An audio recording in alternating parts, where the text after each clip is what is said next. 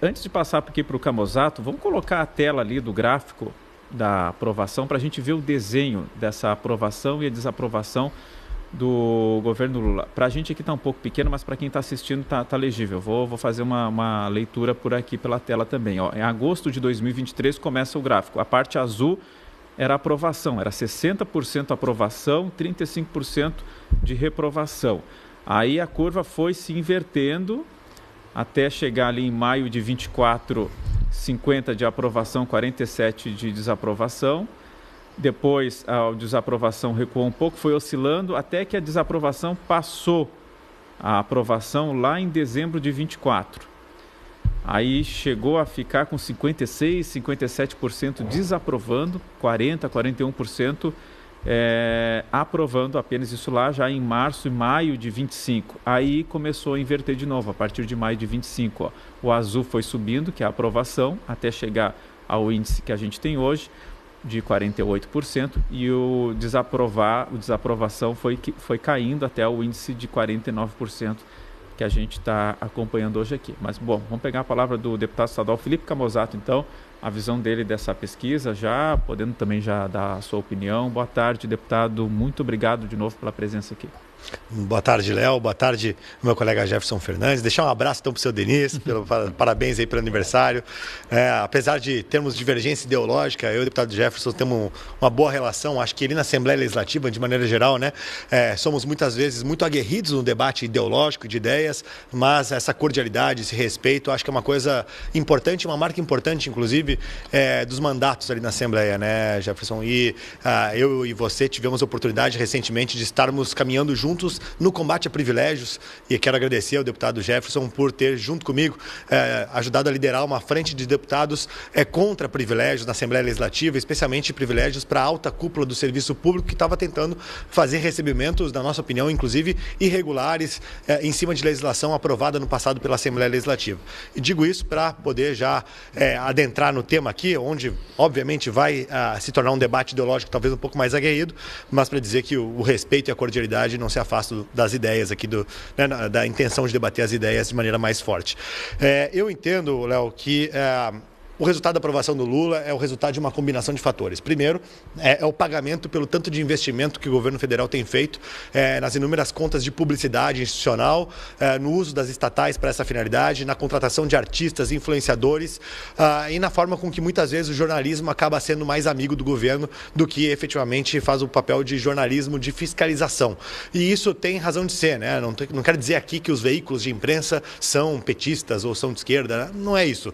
O ponto é que existe sim uma simpatia maior por parte de muitos jornalistas com relação a muitas das pautas deste governo e da militância mais vinculada à esquerda, e isso acaba fazendo com que as críticas, muitas vezes justas, acabam reverberando menos, né? Porque nós estamos diante de um cenário de aprovação do governo Lula, onde nós estamos ao mesmo tempo vivendo um escândalo de corrupção gigantesco, onde tem aí mais de 70 bilhões de reais em possível prejuízo do erário público roubado de aposentados no escândalo do INSS, onde o governo federal, o governo Lula, junto com alguns dos seus aliados, né, especialmente o PDT, né, trabalhistas aí, que tem todo o legado do Brizola, que sempre se disseram defensores dos trabalhadores. Pois bem, este grupo que diz defender os mais pobres, os mais desalentados, ao que tudo indica, botou a mão na aposentadoria, botou a mão justamente no bolso de quem mais é desalentado. Sejam velhinhos, sejam doentes, sejam deficientes, é uma coisa assim desumana, só que isso acaba tendo uma repercussão muito menor do que muitas vezes, né, as propagandas com influenciadores, a contratação do João Kleber, artistas globais que vão lá e fazem uma propaganda para o governo, como essa manifestação circense que nós tivemos por parte do governo Lula, junto com artistas aliados, em contrapartida a manifestações de direita, né, onde até o Wagner Moura foi querer cantar lá na Bahia e tudo mais. Então, assim, é uma disputa difícil de se fazer, mas eu digo que é resultado do pagamento, porque efetivamente nós temos visto aqui 3,5 bilhões de reais só em 2025 investidos em publicidade institucional, divididas por várias estatais. Só na Petrobras foi um aumento de 80% de gasto em publicidade institucional comparado com o período do Bolsonaro.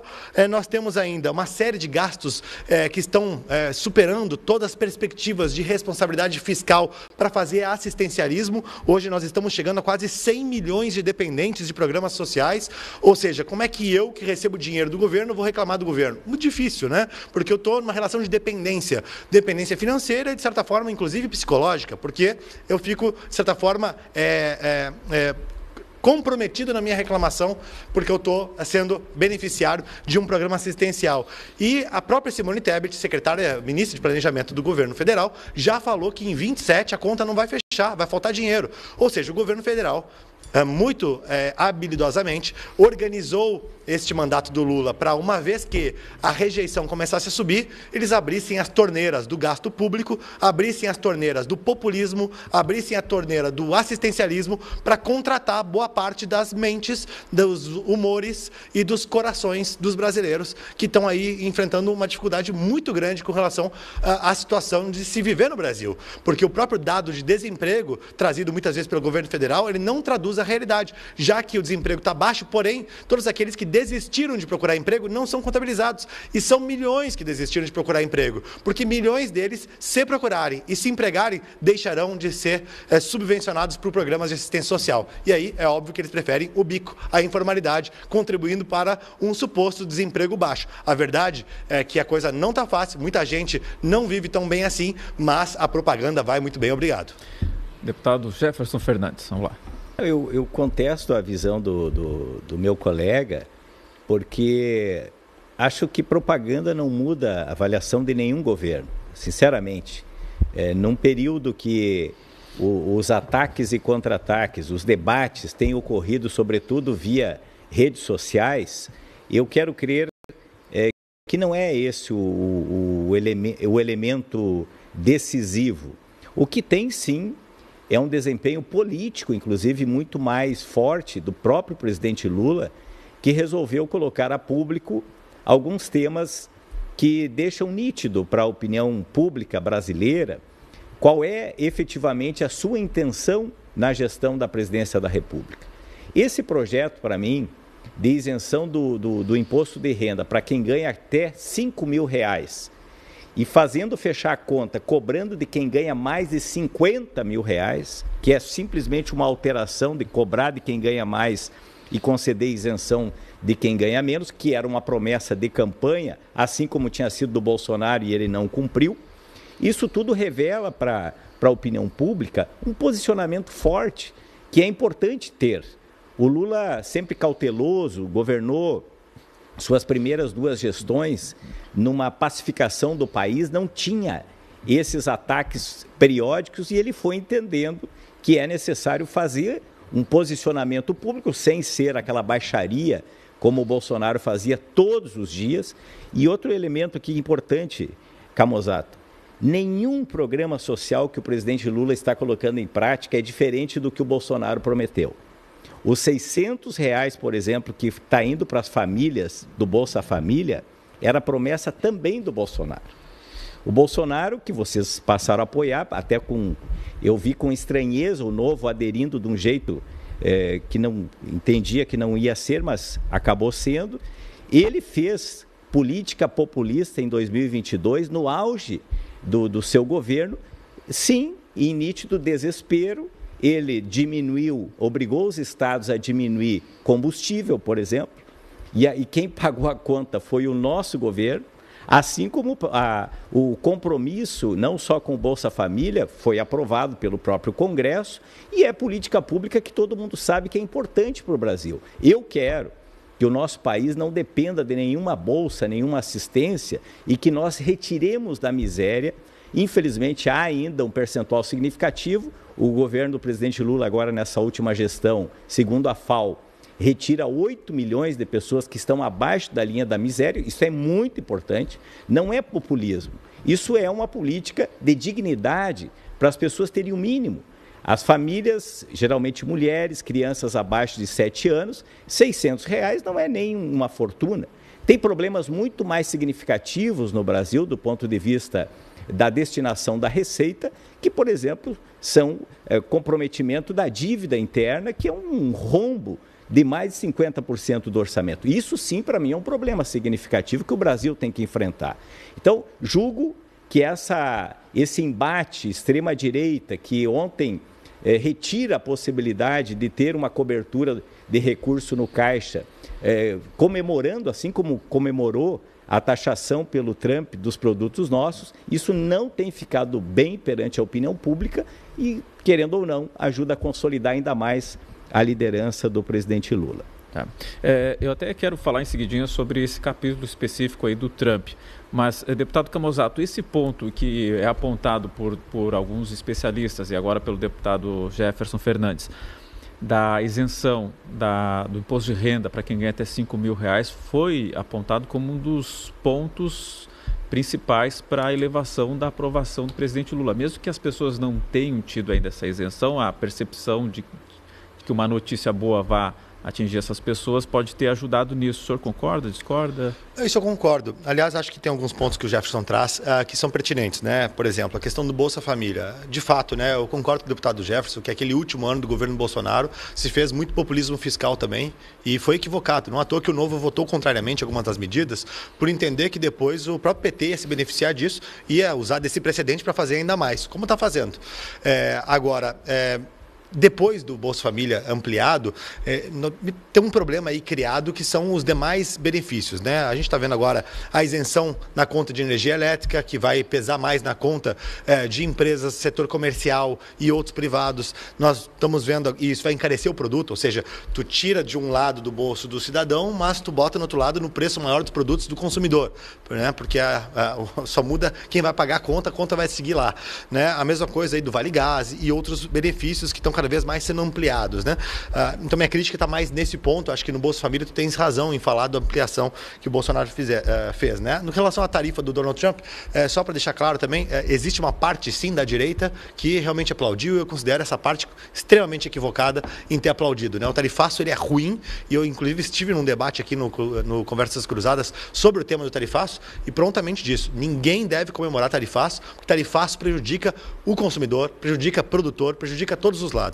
Se o Trump quer dar uma resposta para abuso de poder do Supremo, deveria ter feito a Magnitsky direto dos ministros e não punir a população e o produtor, né? Então seria uma medida diferente, né? E acho que foi um equívoco de parte da direita ter embarcado nesses aplausos, mas eu entendo também que parte dessa direita embarcou por não encontrar como representar ou verbalizar sua insatisfação com relação a muitos abusos que estavam sendo cometidos e esperando que no exterior viesse alguma luz no fim do túnel. Mas acho que também isso não acaba ajudando nessa questão de popularidade. Acaba facilitando para o Lula poder dizer, olha, né, tem nós contra eles aqui, inclusive o Sidônio, a quem eu critiquei nesse programa, dizendo que ia ser muito difícil o marqueteiro, né, eu chamei, né, o ministro da propaganda do Lula vai ter dificuldade em vender um produto ruim, né? Pois aqui ele está mostrando que está conseguindo, de certa forma, salvar esse produto por hora, né? Porque está dando alguns respiros aqui, com a cabeça fora da água o governo, apesar de muitos indicadores que são muito ruins e escândalos de corrupção que estão sendo bem contidos, como o do roubo do INSS.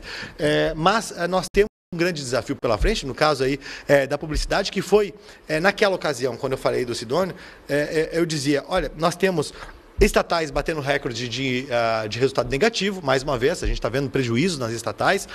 Nós temos agora esse endividamento das famílias brasileiras que tu mencionaste, e esse é um ponto de atenção, especialmente porque com a taxa de juros que nós temos hoje, onde o próprio PT, a Gleisi Hoffmann, falava muito sobre Roberto Campos Neto, criticava, culpava, o próprio Lula culpava o Banco Central, mas na hora que o Galípolo assumiu, praticamente passou a adotar a mesma postura que o Campos Neto adotava, né? Essa taxa de juro alta pune justamente essas famílias mais pobres que estão endividadas pagando o juro alto. Então, assim, é uma questão que me parece que vai refletir mais na popularidade ao longo do tempo, na medida que a população entender e enxergar que o poder de compra está se esvaindo e que esse artifício criado por parte da injeção de muita publicidade, né, de muita compra de opinião favorável e também de equívocos por parte da direita, e aí nominamos alguns casos aqui, isso é uma coisa que deve passar.